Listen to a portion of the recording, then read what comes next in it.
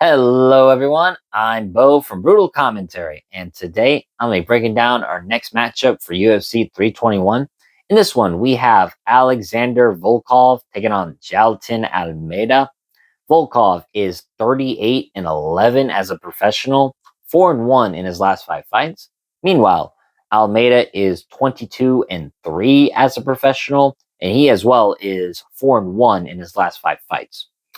So, looking at this fight overall, this is a number one contenders matchup. Whoever wins is no doubtably fighting for the heavyweight title, or more specifically, taking on the winner of Aspinall versus Gone. And I gotta say, I know most heavyweight fights aren't the most exciting, but this one has a lot of intrigue, and I can see this going multiple different ways.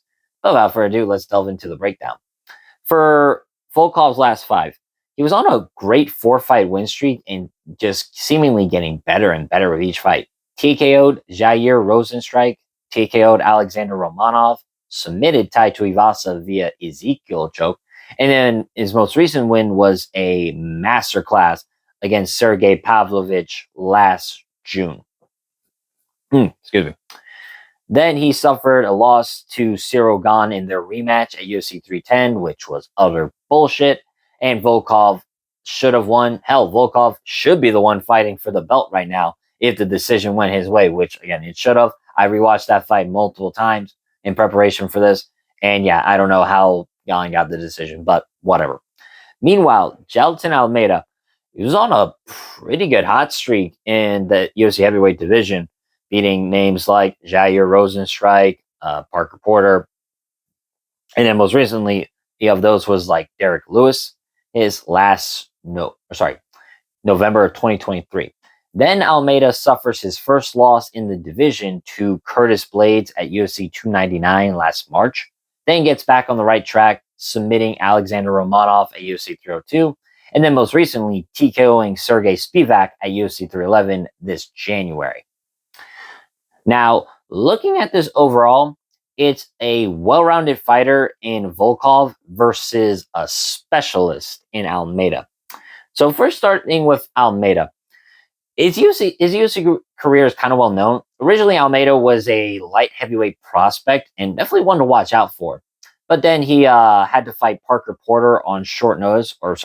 Parker Porter was the only fighter who would fight Almeida on short notice. And that's when Almeida realized his skills translate very well to heavyweight and decided, I don't need to cut weight and I'm better than just about all these heavyweights on the ground. Eventually, Almeida just went to heavyweight and was dominating. It was on a dominant run. Again, up until the Curtis Blades loss. But you look at the Blades fight, Almeida ragdolled Blades in the first round, being able to pick up a huge heavyweight. I mean, Blades obviously cuts to 265 pounds and more or less a natural heavyweight. And yet Almeida, who, at most walks around the 240s range, was able to pick up Blades consistently, got multiple mat returns on him, and overall was just dominant in the wrestling grappling. It's just during the second round, Almeida shot, I wouldn't say a sloppy takedown per se, but just had a bad entry. And eventually Curtis Blades just hammer-fisted hit Almeida into oblivion. But since then, Almeida, like I said, has got back on the right track. Almeida is, in my opinion, the best pure grappler/wrestler in the division. Now, on paper, you would say probably Curtis Blades is the best wrestler, but you've seen in practice, it's Almeida. Almeida has great athleticism in this division, strong for it as well. And again, being able to pick up these heavyweights who are around the 260s and above and being able to ragdoll them like they're nothing is amazing. And then Almeida, like I said, he's very smart. He knows most heavyweights either A, don't have good defensive wrestling, or two, have awful get-up games. And usually the heavyweights get-up game is literally giving up their back and just trying to stand up. At that point, Almeida is, with his excellent top pressure, is able to either A, smoothly transition to the back and stitch up a rear naked choke, or just, flow with position, get an arm triangle in, or get a TKO. Now, that being said, Almeida is pretty clunky on the feet. It seems he's getting better, but Almeida's clearly still pretty uncomfortable on the feet. That being said, he did hurt Sergey Spivak on the feet in their fight before taking Spivak down and then finishing it via ground and pound in round one. Another thing I would say about Almeida, or at least in his striking, is that while his striking can be clunky and sometimes he literally like jumps with his punches, and most of his strikes consist of, like I said, these weird jumping punches and deep kicks, he does have good power in his hands, and it makes sense. You look at him; he is a great athlete. And more so with his grappling, you see Almeida's takedowns. They're more your traditional takedowns, double leg, single leg, grab it, run up the pipe. But then you just look at his mat returns as well.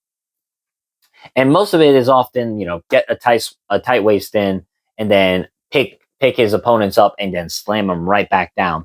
As well as, keeping this lock in for the tight waist and then just running them through the octagon and taking them down again. It's just like most opponents are not able to get up once Almeida takes them down. It's either A, he finishes them in that said round, or two, they lose the round because, like I said, they ain't getting up. Now, looking at Volkov, it's kind of interesting to think Volkov at his late 30s and such a well-traveled veteran that he is. I mean, he was once a Bellator heavyweight champion. Has not only consistently improved, but also have shored up a lot of weaknesses that have plagued him over the years. For Volkov, he was sort of a fighter that maximized his physical gifts as he is the tallest fighter in all of the UFC, or sorry, the tallest fighter on the roster at 6'7" with an 80-inch reach. Now, if you watch Tom Aspinall's YouTube channel, he's apparently said that Volkov's coach actually lied and that Volkov's really 6'9". I don't know if that's fully accurate, but who am I to, dismiss it? Either way, Volkov uses that height and reach very tremendously, being able to fight at range very well, especially those light leg kicks he does. Volkov has some really good kicking techniques, either that stabbing kick he hit Walt Harris with to the midsection, or like this Thai style kick he throws where he kind of taps the leg and then repositions and then fire immediately with a body kick. It's kind of like tap the leg as a range fighter, get back to position, then hit with an even harder kick to the body. And as well as Volkov's, for Volkov's boxing, you see a lot of his punches are more so straight and narrow. He doesn't turn his fist as much. It's more like, how do I want to say this? Like a piston. I guess the best example I would have would probably be his fight with Alistair Overeem, where Volkov, since his fist is so vertical, is able to go right through like this shell guard and just split it. And that's how he was able to knock out Overeem, as Overeem kind of had this shell and Volkov literally just fired his 1-2. But again, it was all vertical and more of a piston motion where it's just like this kind of like straight out instead of that twisting motion. So he was able to just kind of just fuck up Overeem, if I'm being honest. Now, for the longest time, Volkov's biggest weakness was always his takedown defense, as Curtis Blaydes thoroughly out-wrestled him in their fight. But since then, Volkov has improved not only his takedown defense, I would say, and his get-ups, but overall being able to use his submission arsenal. Now, granted, Tai Tuivasa is not exactly the fighter you want to think of as an example, like, wow, his grappling's tremendous, as, Tuivasa has pretty awful takedown defense and even awfuler grappling. But, Volkov is one of the very few fighters who's gotten an Ezekiel choke. So that says something about his improvements. And like I said, in most early portions of Volkov's career, you see this with a lot of other tall fighters. They have poor takedown defense in one of two parts. Either A, they just don't have the proper technique, and two, when you see a very tall person, they don't exactly have the best balance and are kind of easy to more or less tip over. Now, that's not true for all tall fighters, but it is in the case for some. And that certainly was the case for Volkov.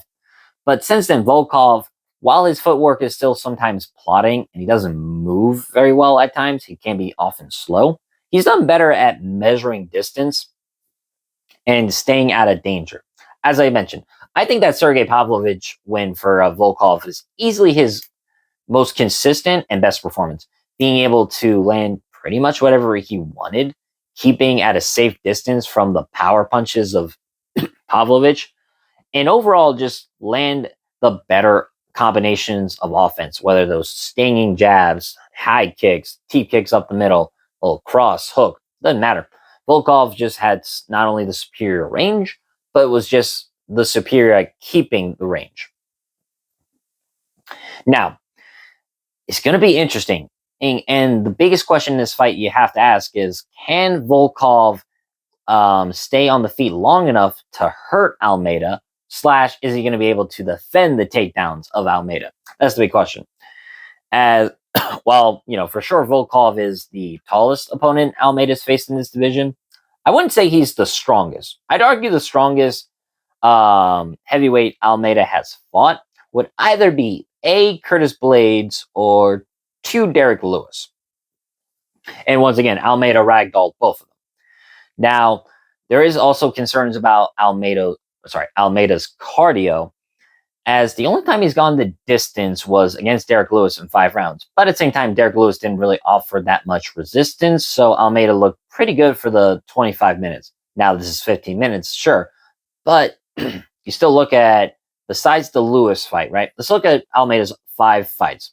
Besides the Lewis fight that went all 5 rounds, Rosenstrike, first round. Curtis Blades, the beginning, like literally the first minute or so, round 2. And then Romanov and Spivak, first round.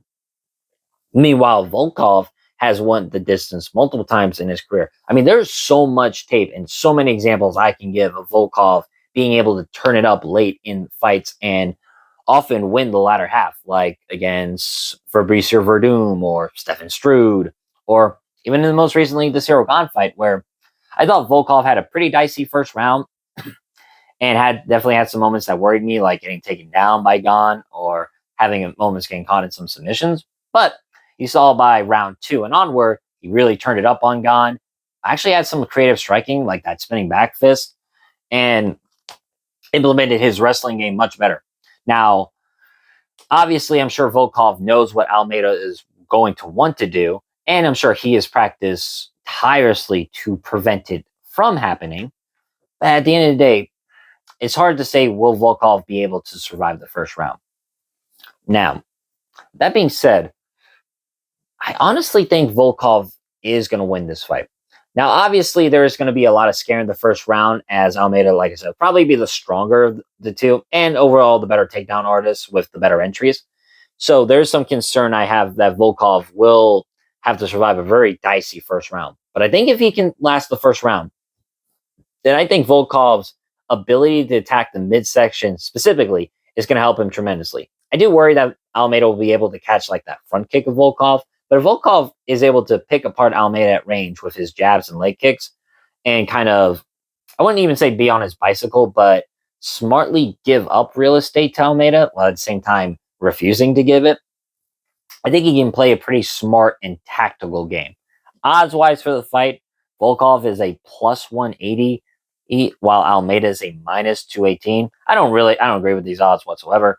I think Volkov has been on such a good momentum. And even with the loss, I feel like he still has some good momentum to him, that I think he's improved enough to deal with a fighter like Almeida, who, granted, I think, 4 to 5 years ago, or 3 even, would have definitely been a much more of a nightmare for Volkov. But I just think Volkov has improved very much so that he's going to have a very good game plan to deal with Almeida.